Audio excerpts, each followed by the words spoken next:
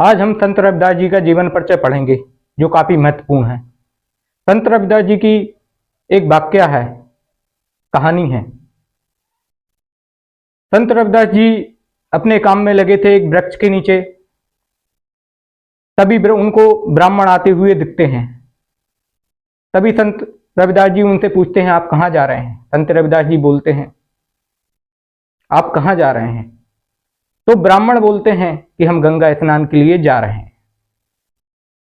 ये सुनकर संत रविदास जी बोलते हैं उनसे कि हमारी भेंट लेते जाना।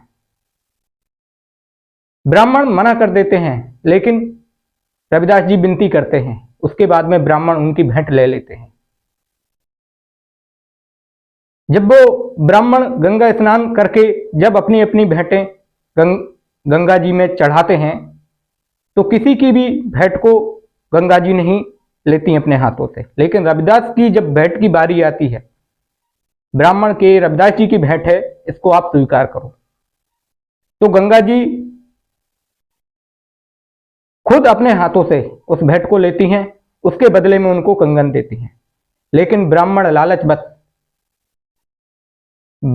लालच में आ जाते हैं और वो भेंट रविदास जी को ना देके राजा के पास पहुंच जाते हैं। उनको देते हैं ताकि उनको काफी पैसे मिल सके। लेकिन उनकी जो रानी है राजा की, वो कंगन की जोड़ी के लिए बोलने लगती हैं। इस पर राजा बोलता है कि इसकी जोड़ी ला के दो। तब ब्राह्मण उनको किस्सा सुनाते हैं कि ये भेंट ऐसे ऐसे मिली, इस प्रकार से पूरी कहानी सुनाते हैं। फिर ब्राह्मण और राजा संत रविदास जी के पास पहुंचते हैं और कंगन को लेकर दूसरे कंगन की इच्छा रखकर उनसे बोलते हैं कि इस कंगन की जोड़ी आप मिला दीजिए। संत रविदास जी मुस्कुराते हैं और बोलते हैं, मन चंगा तो कठौती में गंगा। और गंगा जी की स्तुति करने के पश्चात अपनी कठौती में हाथ करते हैं, तो गंगा जी अपने स्वयं हाथों से उनको कंगन देती हैं। एक कहानी रही। अब इनका जो जीवन परिचय है वो आपकी परीक्षाओं में आता है। 10वीं 12वीं की हिंदी माध्यम के जो विद्यार्थी हैं, तो ये काफी महत्वपूर्ण है। और जो रविदासिया पंथ के हैं उनके लिए भी जानकारी होना जरूरी कि उनकी जन्म कहाँ हुआ, उनकी रचनाएं क्या हैं, उनका निधन कब हुआ, किसके शिष्य थे। चलिए, तो बिना टाइम गमाए हम जीवन परिचय पढ़ते हैं। और अगर आप चैनल पर नए हो तो सब्सक्राइब भी कर दिया करो।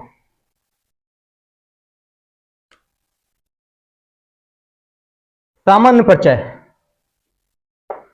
संत रविदास जी का जन्म माघ पूर्णिमा को 1376 ईस्वी को उत्तर प्रदेश के वाराणसी शहर के गोवर्धनपुर गांव में हुआ था। जो संत रविदास जी का जन्म माघ पूर्णिमा को हुआ था 1376 ईस्वी में, और कहां हुआ था? उत्तर प्रदेश के वाराणसी शहर के गोवर्धनपुर गांव में हुआ था। संत रविदास जी की माता का नाम कर्मा देवी तथा पिता का नाम संतोख। इनका उपनाम, रविदास जी के पिताजी का उपनाम रघु भी था और पत्नी का नाम लोनाजी था। संत रविदास जी का एक पुत्र था जिसका नाम विजयदास था। और जो संत रविदास जी के गुरु रामानंद थे, जो संत रविदास जी हैं उनके गुरु का नाम रामानंद था। इनकी माता का नाम कर्मा देवी, पिता का नाम संतोख, पत्नी का नाम लोनाजी और पुत्र का नाम विजयदास, और इनके गुरु रामानंद। याद रखना। देखिए, जो संत रविदास जी की जो रचनाएं हैं वो लेखकों द्वारा लिखी गई हैं। इनका कोई भी ऐसा ग्रंथ नहीं है जिसमें इनकी रचनाएं, इनके द्वारा लिखित ग्रंथ जिसमें इनकी रचनाएं मिलती हों। तो इनकी जो रचनाएं हैं लेखकों द्वारा लिखी हैं, उनमें सच्चाई भी हो सकती है और नहीं भी, आप भी सकते हो। आइए हम रचनाओं के बारे में पढ़ते हैं।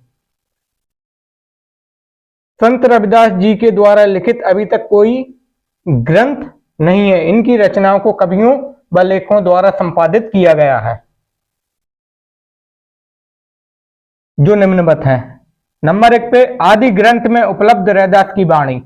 जो आदि ग्रंथ है उसमें रैदास की वाणी। संत रैदास और उनका काव्य। संत रैदास और उनका काव्य एक किन्होंने लिखा है? रामानंद शास्त्री और वीरेंद्र पांडे। नंबर 3 पे संत सुधासार हरिवियोगी। जो संत सुधासार शीर्षक है पुस्तक का, उनके लेखक हैं हरिवियोगी। नंबर 4 पे संत काव्य परशुराम चतुर्वेदी। जो संत काव्य है उनके लेखक परशुराम चतुर्वेदी हैं। निधन संत शिरोमणि रविदास जी का निधन 1528 ईस्वी में वाराणसी में हो गया था। इनका निधन 1528 ईस्वी में वाराणसी में हो गया था संत रविदास जी का। संत रविदास जी के बारे में यह भी माना जाता है कि ये अंधविश्वास के खिलाफ थे। रूढ़िवादी परंपराओं के इन्होंने बहुत संघर्ष किए, बहुत अपने ग्रंथों में अपने पदों में लिखा, लेकिन इनके द्वारा कोई लिखित पुस्तक अभी तक नहीं है। लेकिन परीक्षा में यही लिखना पड़ेगा। जय हिंद, धन्यवाद। मिलते हैं अगले वीडियो में। चैनल पर नए हो तो भैया सब्सक्राइब कर दिया करो, कुछ पैसे नहीं लग रहे। वीडियो को लाइक भी कर दिया करो। गलती होती क्योंकि कैमरा हिलता डुलटा है कभी कभार, तो उसमें क्या है वीडियो जो एक्सप्लोर कर जाती है